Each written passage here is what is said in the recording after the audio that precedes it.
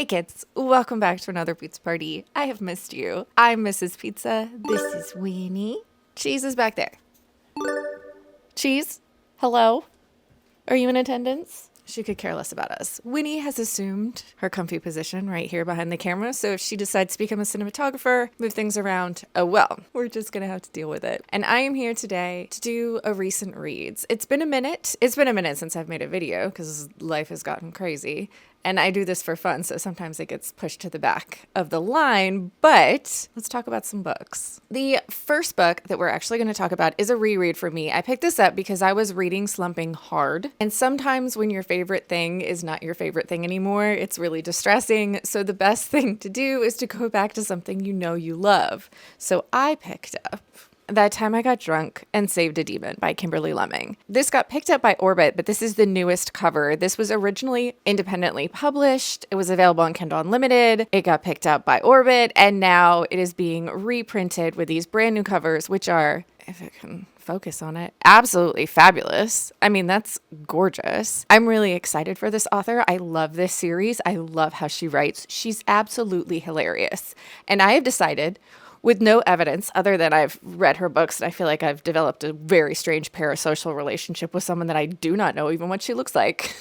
She would be the chaos friend in the group. I think she also has her own chaos friends. There's a character in this series of books named Alexis that is a sentient sword. And I believe Alexis, I read somewhere, is loosely based on a friend of the author. So Kimberly Lemming has her own chaos friends in her friend group. She, I have decided, is the friend that would talk you into dressing up like nuns and go bar hopping on a Tuesday.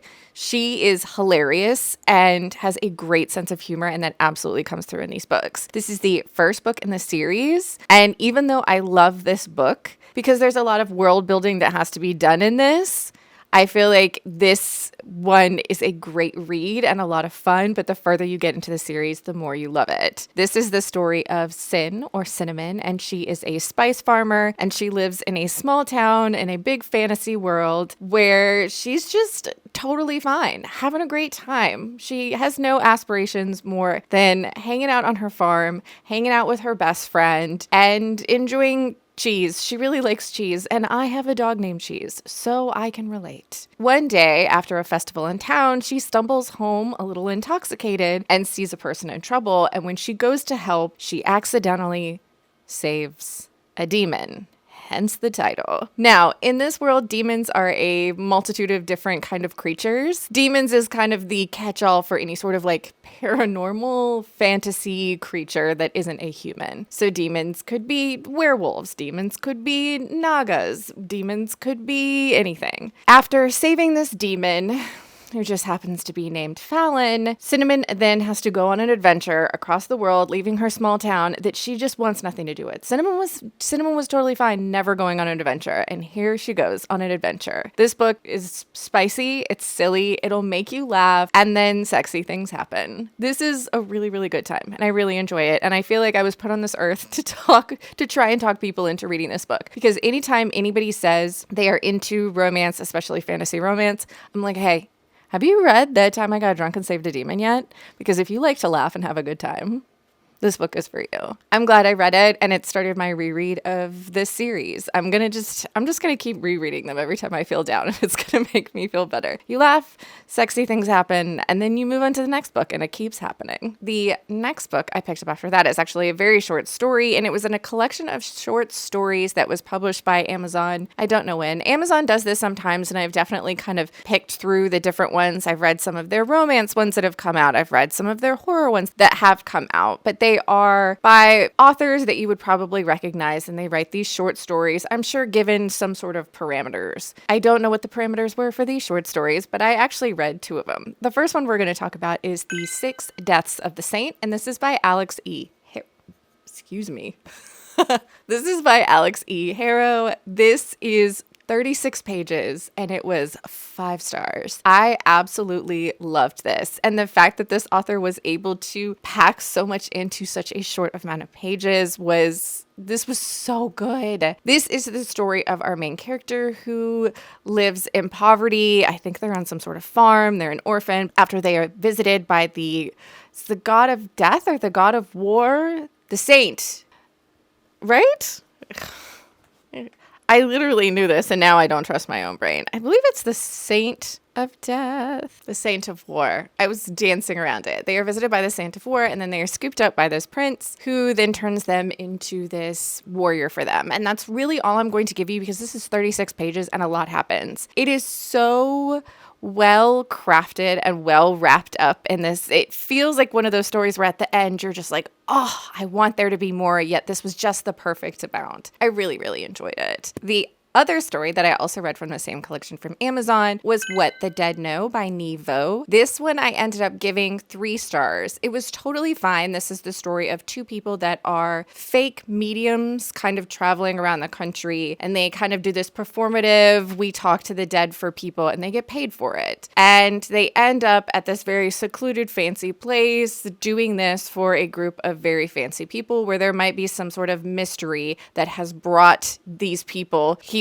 These people have been hired because something has been going on at this house. Again, super short story. I will say with this one, I feel like even though I enjoyed the imagery that was presented and I liked the story that happened, I feel like this one would have absolutely benefited from being longer so that there could be more atmosphere. There could be more uncertainty of what's happening, because we have 2 characters that come into this situation with one mindset, and it would have been interesting to see them not trust their own mind, their own eyes, their own ears, kind of the creepy crawly. I feel like a lot of atmosphere would have added to this, and in such a short amount of pages, you were 110% relying on the action of what's happening, and I think it would have been a really interesting story if there was an unraveling of this mystery instead of mystery presented, thing happens, mystery solved. But again, it was a short story. I enjoyed it, and just like it did with the previous story that I read in this, it made me interested in picking up other books from this author. The next book that we're going to talk about is Where the Dark Stands Still, and this is by A.B. Poranek. This is a Polish-inspired fantasy romance type situation. It has a little bit of Beauty and the Beast vibes to it as well. We have our main character,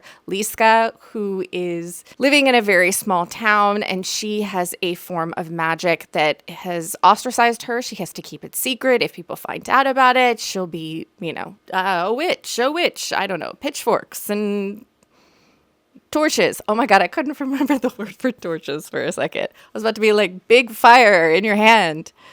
Anyways, Liska has heard of some mythical magical thing in this mythical magical woods that is full of all of these dark and scary monstery creatures, and she's going to go into this woods because she can find this thing that will grant her a wish, and so that she can live amongst the people in her small town and not have to worry about accidentally exposing her true nature. While in the woods, she encounters this man monster situation who is our male main character, and he is the Leshe, and he is the guardian of the woods, but also this dark and mysterious demonic creature. There's a lot of, is he bad? Is he not bad? Why is he bad? What's going on with the woods?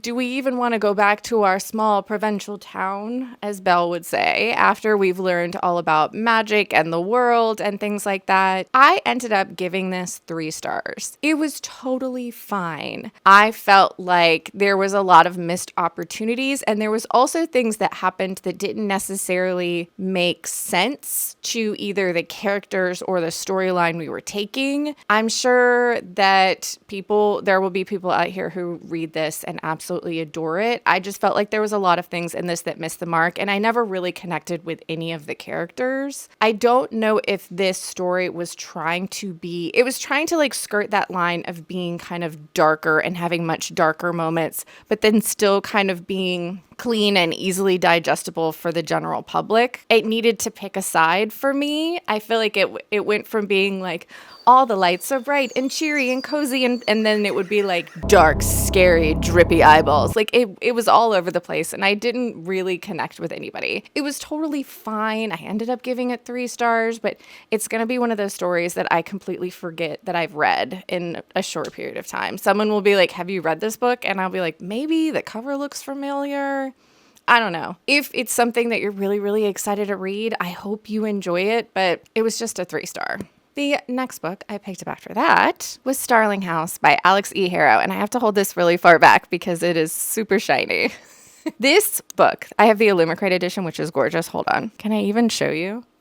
This is gorgeous, but the cover is clear, so I can actually show you the printed hardcover is absolutely gorgeous. This book, I'm going to crank my arm all the way back here, so we're going to talk about this fast because this is uncomfortable. I actually picked this book up a little bit sooner than I probably would have because I had read the other short story by this author and was interested. This is a gothic, kind of southern gothic type tale about a girl named Opal, well, a young woman named Opal who grew up in a small town, and this small town is just kind of in the middle of nowhere, and Opal has lived a very hard life when one day, for circumstances, she ends up becoming kind of a housekeeper at this local mansion that has got its own local legends about it that is called Starling House. It sits kind of secluded and away from the town and has a very mysterious history. Well, the current heir to Starling House is a young man named Arthur, and him and Opal might have a lot more in common than they actually thought. And Opal has got secrets, Arthur has got secrets, the whole house has secrets. I will say with this one, I ended up giving it 3.5 stars. I think a lot of things in this book were extremely successful, but not everything was. I think the house itself was the most interesting part, and I don't feel like there was necessarily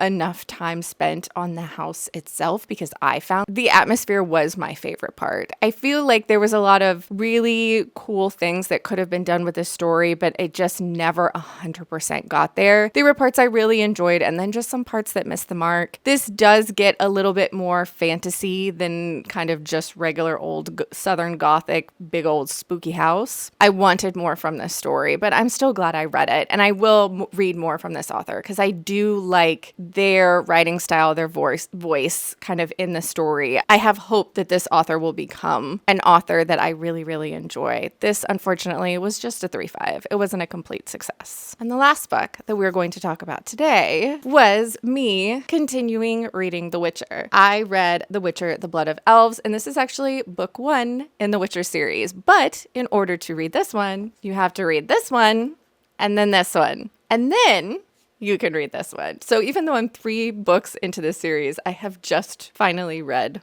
book 1, which makes me feel crazy when I'm like, I'm reading the Witcher series, and everybody's like, oh, really? And I was like, yeah, I just finished book 1. I mean, it's book 3, but it's book 1 because this is book 1. I believe this is book 7.5 and 0.5 or 0 and 0.5. I don't remember the numbers. I have these absolutely beautiful copies of these books. You don't really need me to tell you what The Witcher is about. This is the story of Geralt of Rivia, and he is a witcher. A witcher is a monster hunter in this world. They are not really that popular, but they are necessary, and they go from town to village, and they are hired to exterminate monsters that pop up and bother the locals. And in this book, we are now kind of getting into the main storyline of Geralt, who has, through circumstances, ended up as the guardian of a young woman named Ciri, who is his child of destiny. And she has not mysterious origins, but she seems like she's going to be a big piece to play, not only because of who she is, who her parents were, who her grandparents were, but also kind of some underlying things that are going on with Ciri. We also have Yennefer, who is a sorceress, and she is the main love interest for our Geralt. She's a strong yet extremely traumatized woman who has done some pretty incredible things, and she's a little hard on the outside, but for good reason. She has a hard, protective outer shell. I will say, I enjoyed the first 2 books in the series more than I did this one, even though this was a more traditional storyline, and the ones before are kind of a collection of short stories or kind of little vignettes with like an overarching story to kind of tie them all together. They felt much more, in a weird way, like episodic, like the TV show, even though I've only ever seen the first season of the TV show, and I don't plan on watching it now that Henry Cavill isn't involved, because come on, he is Geralt. Anyways, this one is much more traditional. We are kind of following a more traditional timeline. It's not just a collection of like short little this happened and this happened and this happened. But I found a lot of what was going on because we're doing a lot of setting up for what's to come, getting the world in order at this point, the political machinations missions are happening. We're kind of getting all of our characters into different places, but also putting in that backstory of this person is here, this person is here, this person is way over here on the map, putting all of our pieces on the board. And so sometimes that can be a little bit boring to read. I know they're important, but sometimes you just don't care who's in what town and what they're doing if it's not exciting. I really like Dandelion. I think he's hilarious, our bard. But I also will say the best parts of this book are Yennefer and Ciri, and the best parts of them are when they're together. I found like the very ending of this book is the part where I was the most interested, and that's probably because we had gotten through all of the setting up the chessboard and we were now kind of moving Yennefer and Ciri around the map, and I like both of those characters. This is fine. I'm gonna keep going. I've already gotten 3 books in. I have to keep going, but I'm enjoying myself just fine. I ended up giving this 3 stars. I'm just a little disappointed that it wasn't I'm 3 books in. It should be exciting. There were parts that were exciting. It wasn't completely boring. But that, kids, is where we're going to stop this recent reads because I've been talking a mile a minute and that's plenty of books. Also, Winnie is staring at me because she wants to go